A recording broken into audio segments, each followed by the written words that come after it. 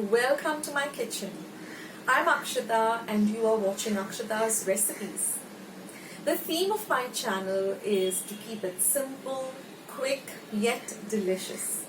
So like all my other recipes, today's recipe too is going to be very simple to make, few ingredients, and the end result is going to be really delicious where you're going to want to make it again and again.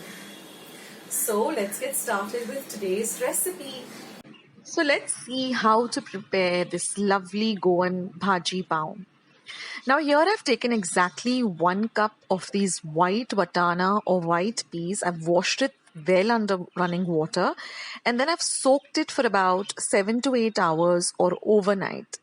The next morning I just peeled one potato, diced it up and added both of them to my pressure pan by adding enough water, and I'm going to cook it for 1 whistle on high and then simmer for 10 minutes. And once the cooker is cooled, you're going to see that your peas or your white vatana are completely cooked and your potatoes also are cooked, but they're not overcooked too. So you can just check one of the vatanas by pressing them and you'll know that it's all ready, and so is the potato. So now let's see all the other ingredients. They are all easy. Regular ingredients we always have in our kitchen. So here is the vatana with the cooked potato. Now we require one large onion, which I have nicely sliced very fine. Here are about 5 large cloves of garlic. This is half an inch of ginger which I've peeled and just cut up into small pieces. These are 4 dried red chillies, 2 tablespoons of fresh coconut, 1 star anise, just 1 leaf of mace or 1 petal of mace, half an inch of cinnamon, 4 lavangs or cloves. These are about 10 peppercorns or miri. This is about 1 teaspoon of fennel seeds or saunf. That is khus, which is again 1 teaspoon. Now besides that, I've just taken about 1 teaspoon of tamarind and soaked it in some warm water.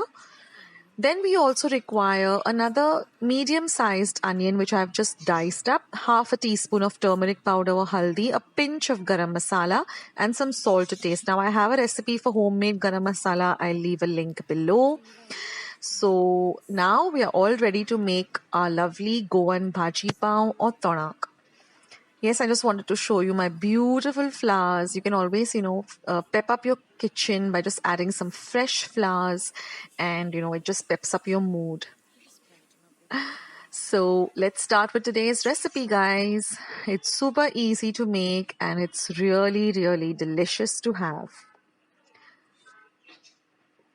So now I've taken a pan and in my pan I've just heated about 1 tablespoon of oil. Now first we're going to fry all of our masalas. So we're going to start by adding the cloves of garlic. Let them fry well. Then goes in the ginger. Keep your flame between low to medium. Now it's always good to keep a small little plate handy so you can rest your spoon on it so you don't have to later on clean up your gas stop or your platform. You can use any regular small little plate. It really helps and makes the work and cleaning process easier. Now we're going to next add our peppercorns. Now when you add the spices, keep your flame at the least. Then I've added the petal of mace, my star anise. Next goes in my cinnamon, cloves. Then goes in my khus or poppy seeds. Next goes in my saunf or fennel. Then goes in my dried red chillies. And now we're just going to fry everything. At this point, you will get the lovely aroma of all these beautiful spices. Now I'm going to add my fresh coconut. Again, just give it a little bit of a fry.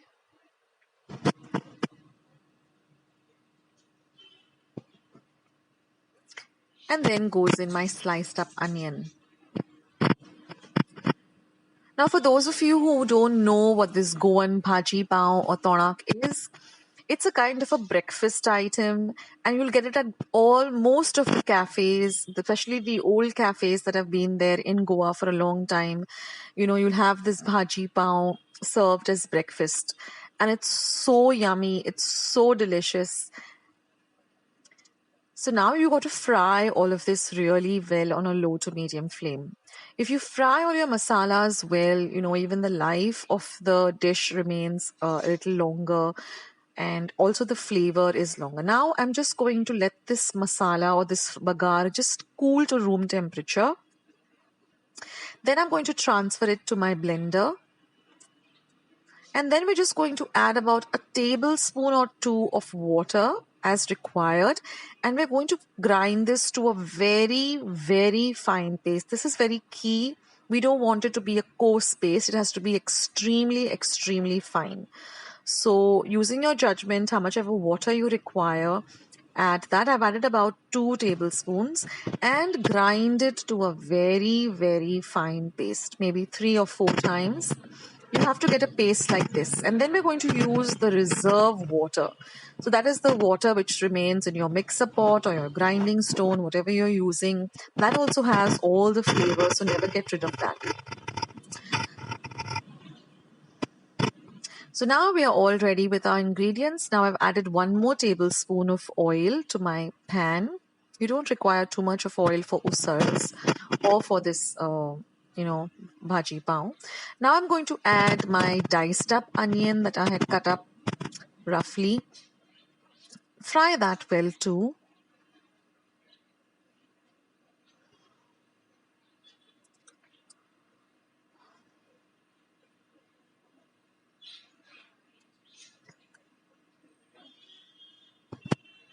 Then we're going to add the turmeric powder or the haldi powder.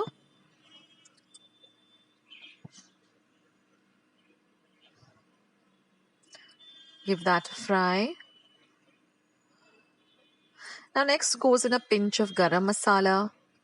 Like I said, I have a recipe of homemade garam masala which is super, super simple.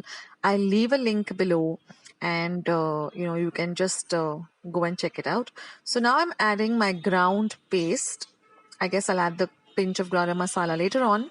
So now I'm going to add the ground paste. Now we've already fried all of these spices, so you don't need to fry this for a very long time, but just give it a good mix so that it blends very well with the onion.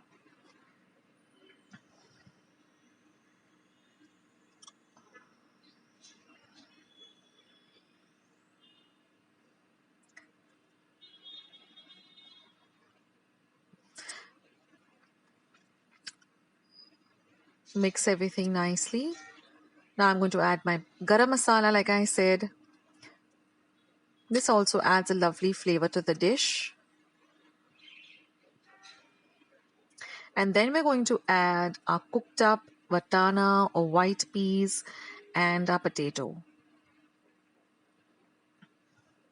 Give everything a nice mix. Then we're going to add all our reserve water. That is the water that we washed up the mixer pot with, so we don't lose any of the goodness. And then we're going to give everything a good mix. And now all we're left to do is add our salt to taste, a pinch of sugar, and our tamarind juice. Friends, if you haven't had Goan Bhaji Pav, then guys, make this and have it, and then you know what I'm talking about. It's just an amazing dish. So now I'm just adding some salt to taste. I think I've added about 2 teaspoons, but you add it according to your taste. Then I like to add a pinch of sugar. Give everything a nice mix.